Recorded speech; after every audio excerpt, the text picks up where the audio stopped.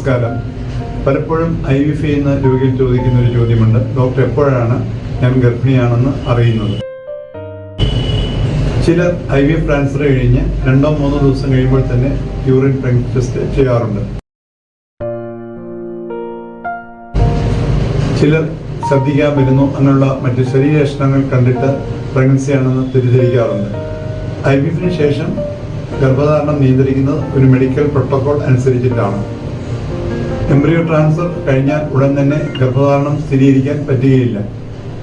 ഈ ഭ്രൂണം ഗർഭാശയ ഭിത്തിയിൽ പതിയാനും അത് BTC എന്ന് പറഞ്ഞ ഹോർമോൺ പ്രൊഡ്യൂസ് ചെയ്യാനും സമയമെടുക്കും.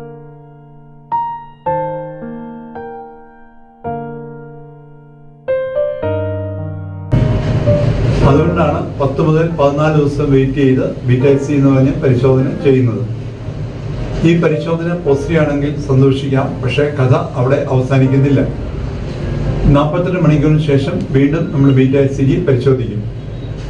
ഈ ഹോർമോൺ നമ്മൾ പ്രതീക്ഷിച്ച രീതിയിൽ വളരുന്നുണ്ടോ എന്ന് നമ്മൾ നിരീക്ഷിക്കും.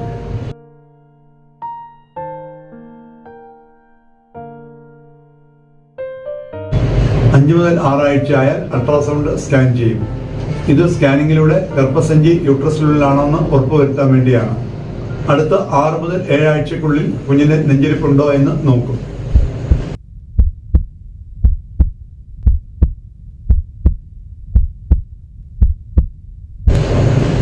കുഞ്ഞിന്റെ നെഞ്ചിരിപ്പ് കേൾക്കുന്നത് ഏറ്റവും വികാര നിർഭരമായ ഒരു അവസ്ഥയാണ് ഡോക്ടർക്കും ദമ്പതികൾക്കും.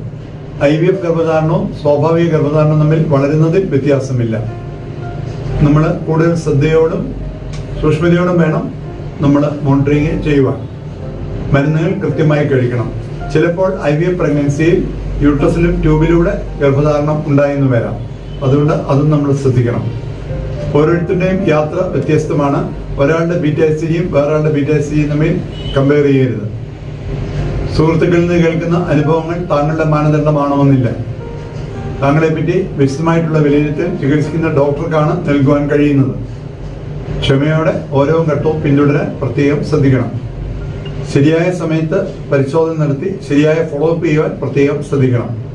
സുരക്ഷിതമായി നിരീക്ഷിക്കണം. കൃത്യമായിട്ടുള്ള ചികിത്സ നൽകണം.